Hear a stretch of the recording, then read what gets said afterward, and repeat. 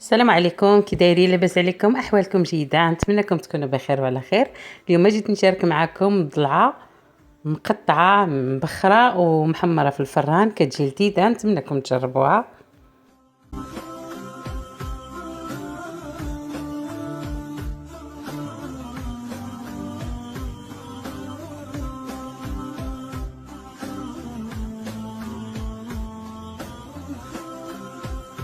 كاين عندنا الكمون، كاين عندنا الملحه، كاين عندنا اللحم على حسب افراد العائله، كاين بصله مقطعه دوائر، كاين ورقه سيدنا موسى، ورقه الرند. كناخذوا اللحم كنملحوه، كنديروا فيه الملحه. بالنسبه للبصله كنقطعوها دوائر، كنديروها في الكسكاس، كنزيدوا عليها ورقه الرند، كنديروا من الفوق الملح، كنزيدوا عليهم شويه ديال الكمون، كنغطيوهم وكنديرهم كيفوروا.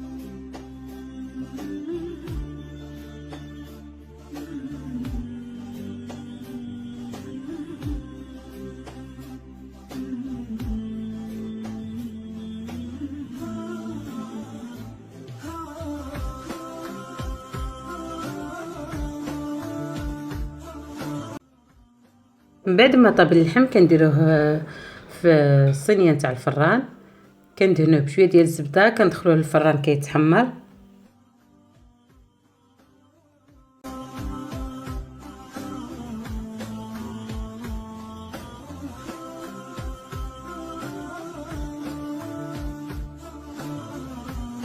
بالنسبه للخضر اللي رافقت مع هذا الطبق، كاين عندنا بطاطا بعد ما سلقتها هي واللوبيا والزروديه، الجزر، بطاطا شرملتها وقليتها.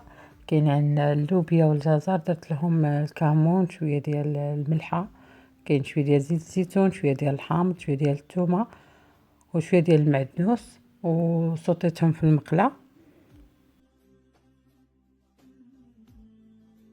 بالنسبه للمقرونيه درت لها شويه ديال المعدنوس، شويه ديال الملحه، صوتيتها في كريمه نتاع الطبخ، اي الصلصه البيضاء.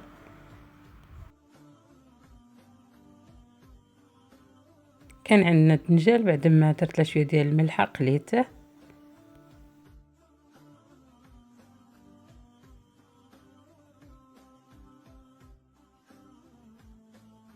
هذه هي الطريقه اللي زينت بها الطبق.